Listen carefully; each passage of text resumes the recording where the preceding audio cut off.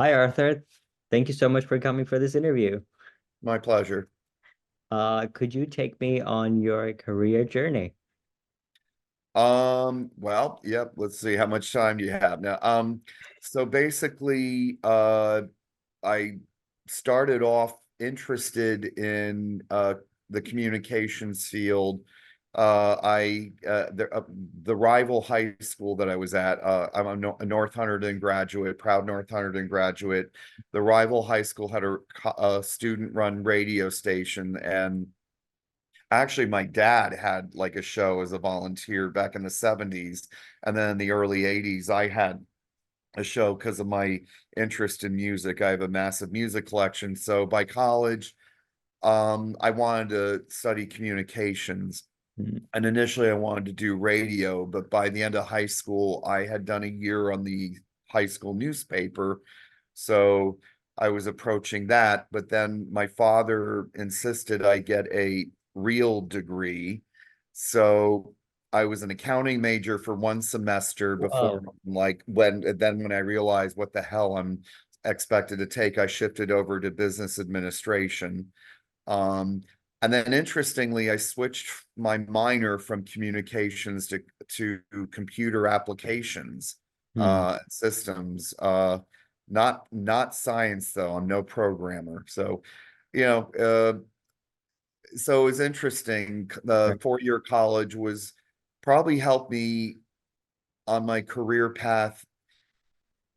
Equally valuable was the things that I was able to rule out, because it Right. did help me get a sense of direction. Of course, um, there was before recording started, you made reference to career failures, and I guess back then, I guess I was viewing them as failures, but no, those were very needed steps in my career path. Like I needed to try A, B, and C for a yay number of time, and then realize that long term it's not for me. Right. So I went to college out in Pennsylvania, King's College, out in Wilkes-Barre, and during the 80s, and still value that experience immensely. When I left there, I worked several years in county newspapers. Hmm. Um, and then after about 5 years, that sort of uh I still tried to keep my hand in radio, and I ruled that out by the 90s. And then as the 90s proceeded, it just even the journalism field became something I realized wasn't a good fit for me. And I guess the 90s was kind of the just trying things out. I worked a couple years at a group home, even applied to Rutgers for a master's in social work Hmm. degree, which I didn't get accepted. There were too many applicants, and you know what, that was just as well. After a couple of years, I realized that wasn't for me. I took a year off and took like creative writing classes at NYU, and got to, experience the city. And also doing a lot of volunteering. When I came out as gay in 95, I later became involved for about 15 years in the Pride Center, New Jersey. More very proud experiences there. I did 2 terms on the board of trustees. I was program coordinator, maintaining the schedule of all the meetings in our different meeting spaces, and got to see the center through moving different locations until it got a reliable location. And I worked at AT&T for about 7 years, late 90s into 2000s. So, so that was like the longest up to that point I'd worked at a single company. And then I, along with the cast of millions, got laid off.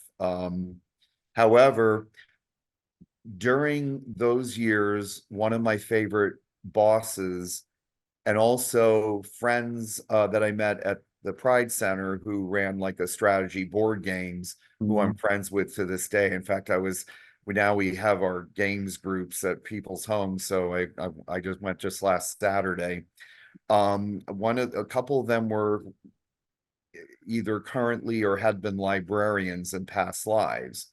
Mm, Yeah, my one favorite manager, that was had been her career before AT&T, and then I heard secondhand from one of her team that she went back to doing that after retiring. mm, So that was kind of a sign. I take a lot of signs from like my higher power. I applied to Rutgers. One of the severance benefits from AT&T was getting a good number, many thousands reimbursed for some expenses at Rutgers. mm, So even with a FAFSA loan, I at least got some reimbursement back from that. And so yeah, I went through the same process again at Rutgers going for my library degree, because when I came in there, I'm like, I want to be an archivist. I want to work in archives because I gotten so interested in history.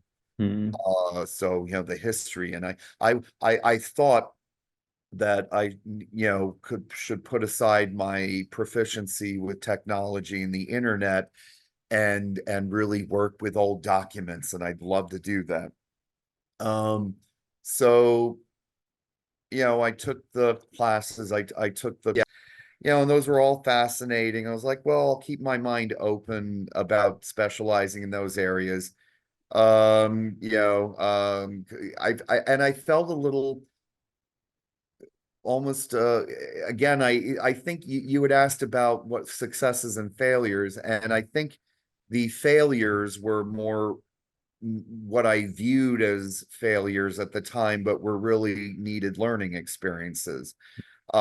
So I considered it failures when I was like, oh, well, I really enjoyed this reference class, but I don't think that's an area I'd be strong in, or, things like that. But it gave me valuable skills, and I still like the assignments I have, still with pride.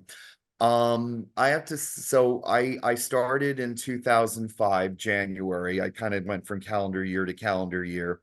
And and keep in mind, it was God, let's see, I graduated. So this would be like 17 years after I had been in a college environment. So, I had to, the first year I had to really be like 6 credits, speed reading class for summers, 6 more credits. I thought, oh, I'll just, 12 credits, 9 credits, 6 credits. So the first year I really had to, work at yeah. adjusting my thinking. And then 2006, which was a pivotal year, I was able to fit the other credits in, like do 9 credits in the spring, do like back-to-back summer classes, and then mop up the last 9 credits in fall of '06. So the spring of '06 was very pivotal because I had actually the same professor every Tuesday in the morning and afternoon, Michael Lesk, and he was teaching the archiving class Mm, Tuesday afternoon. So I'm like, yes, finally, man, this is great. And in the morning, I had him for the digital libraries class. mm, So yeah, so I'd go and do that class and then have the lunch break and maybe do some work and then go to the afternoon class. And the field trips for archives were very educational. But then the field trip for the digital library, of course, was very critical, because we went up to the 4th floor to the Scholarly Communications Center. And actually, I mentioned my games group friend who was a librarian. mm. Well, he was good friends with Isaiah. That's how I met Isaiah socially, actually. Right. I think Isaiah even was like a tenant of my friend and his husband. So we recognized each other, from before.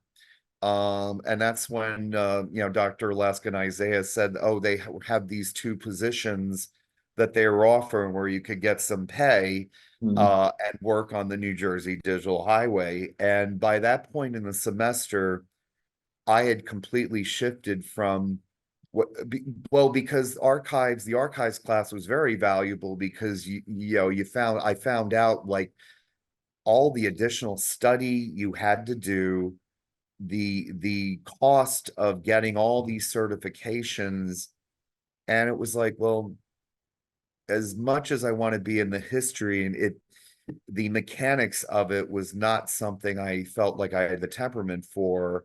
Mm, And it was like, it's a shame I can't meld that with the digital library work, which is, I think I want to do that.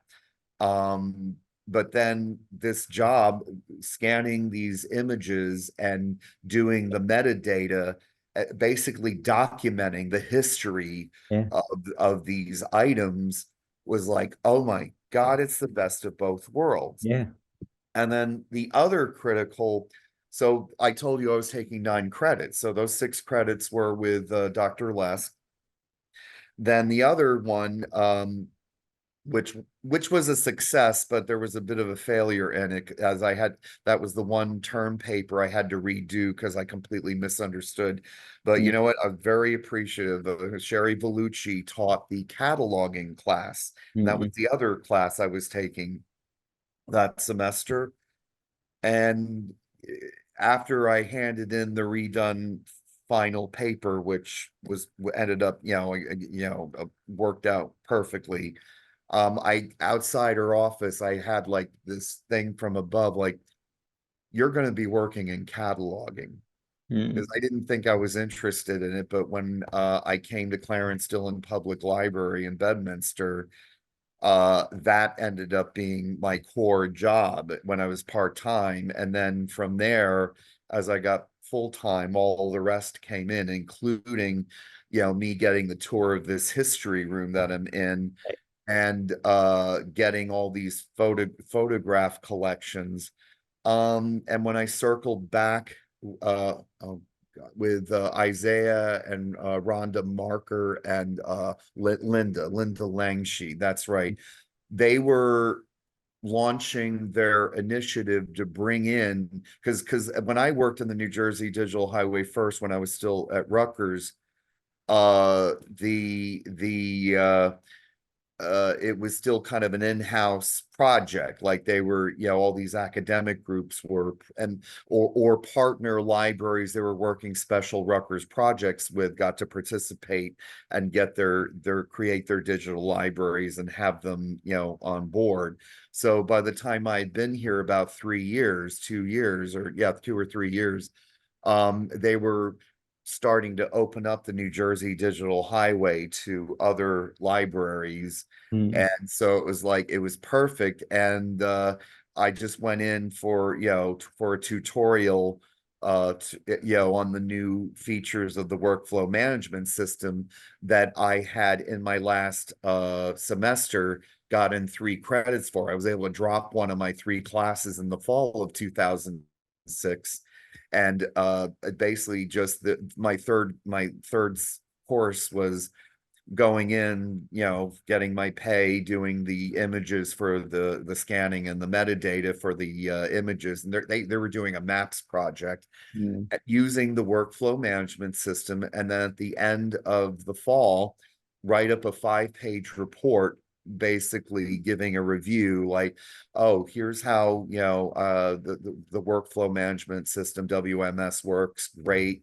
Here's where I'd really like to see improvement. And I got 3 freaking credits for that. So I'm like, yes, yeah, that always feels great because I like know. you And work and then you get some studying yeah. it. So I I mean, was doing that work, and then also going once a week to the history of the book class. That was like and I got to do, similar papers there, and records management with Steve Delina.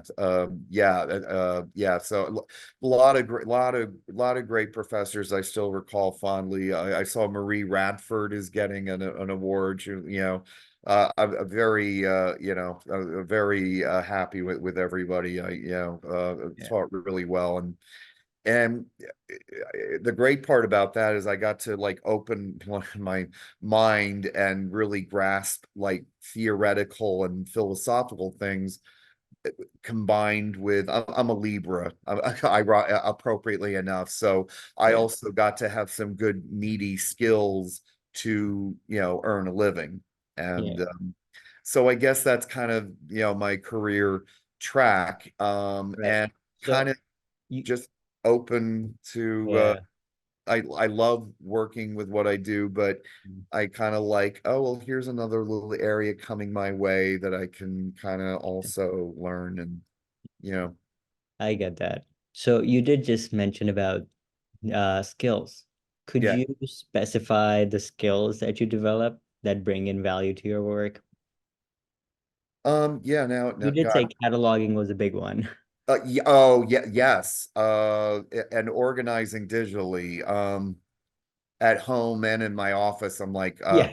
I'm like Oscar Madison with the physical, the papers and stuff. You do okay, good. Yeah, I know. I didn't know if at your age you would get that reference, that cultural reference. I read a Actually, lot, so I do understand what you The mean. Odd Couple, kind of like only back to my very early toddler years, so Mhm, I barely remember that. Um, but digitally it really helped me organize files, mhm, and also with searching, one of the first classes, and that would be a practical advice I'd give to like any library science students. Principles of searching is one of the core classes. Better to take that sooner rather than later, because that'll kind of lay the groundwork for finding mhm. everything you need to find to be able to turn in the term papers and pass the tests, and the find what you need to with the project. So for the last part of this interview, my last question is, what advice would you give to students at Rutgers? Well, I anecdotally, of course, when I was 18, and it was like, oh, how dare dad call like the communications degree a Mickey Mouse degree, and I Mhm, think he was a little over the top doing that. However, I am very, very grateful, and I understand now where he was coming from when mhm, he gave me the advice. And it's funny, I don't directly use any of the business administration skills. They're there. I needed to learn what I learned in all the, dry business classes, even yeah, the accounting classes, even though I rely very heavily on a good friend who is very high up in the financial field to do my taxes for me, because I still, even with some of the accounting classes I took, it's like I still definitely need hand holding and assistance with those areas, ironically. And I used to be very good at math, but it even if you don't directly use algebra, in your life today, no, it's important to have the discipline to learn those things. So choose a degree and a field that will give you the discipline to develop the needed skills where you can support yourself, mhm, because ironically it will give you the freedom to pursue uh something that you're passionate about. mhm. It give it That makes sense, actually. I yeah, yeah. And then when I went for the library degree, like I said, it was the balance. Find your correct balance, because that ended up being ideal, because I thought I was going to go in there. I need to learn skills so I can work at a public library and know how to handle the book collection and process things, and Yeah. but I maintained my passion like 17 years at Clarence Dillon Library, Mhm, because of all the other aspects, the more, not even cerebral, the conceptual aspects of this field, because there are theoretical and conceptual and you can like reflect and philosophize about all the different aspects of what we do. The human, anticipating human information behavior. Yeah. Another valuable one, Dan O'Connor, I was very honored because I was struggling through my first semester, but he invited me to take his collection development class after I took one class with him.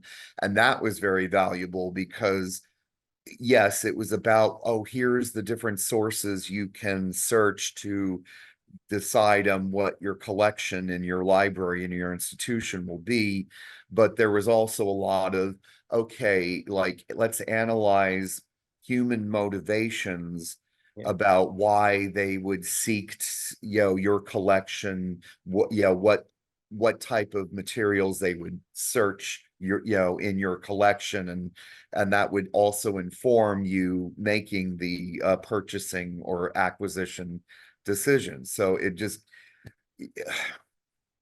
yeah. So an advice to, yeah, keep both aspects in mind, because then you'll find that being responsible and supporting yourself, because there is a lot of self-esteem Yeah. from being able to support yourself, and your family, Yeah. whether it is, spouse, children, parents, two cats in my case. Oh, uh that is a core foundation I've come over the years after going through all the different, evolution in my thinking, philosophy, politics, etc. uh it is important, and it's a good foundation, and it'll help give you the space you need to let me find my passion, that's not practical necessarily, or even my artistic creativity side.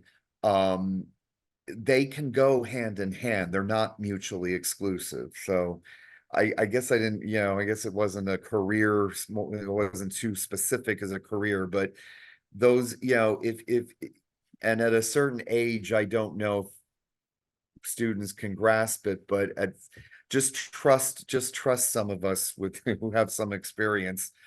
By the end of your bachelor's degree, or into your continuing study into your 20s, you'll start getting why that's important. yeah. Yeah. So I hope I know it's not that was the least cogent of my answers, but or No, or but more, there was it more stream of consciousness, I guess.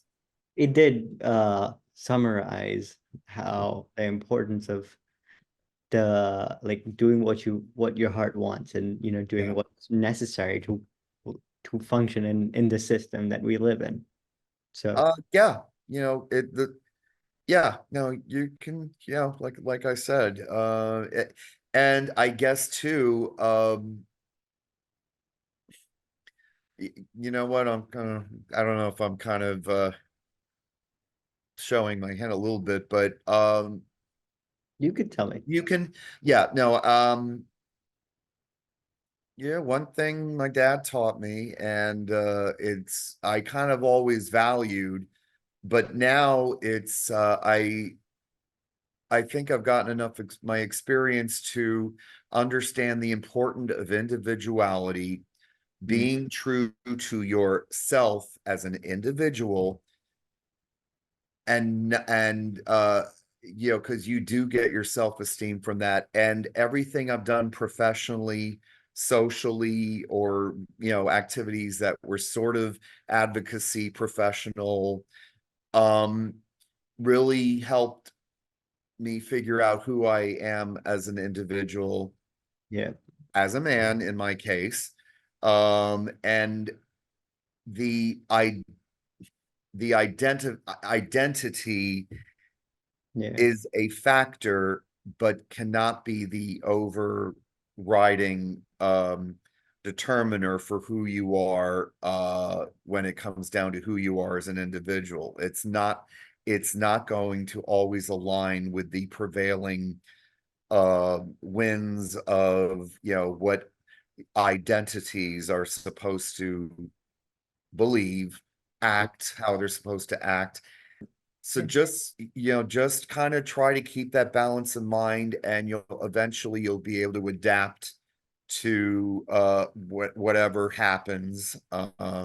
You know, at least, nothing earth shattering, but it just within your own career, your own family, and you'll be able to find something, even if it doesn't seem. So It yeah, is truly an amazing journey that you've come along, and I really love it because it's very insightful. yeah. And well, I would like to Yeah, thank thank you. Actually, you kind of helped me kind of. I was just realizing that this, as you were uttering it, I was thinking, oh yes, I'm actually realizing that the same second you're realizing that. So yeah. you just So met me. So I love how we're connected with our conscious right now.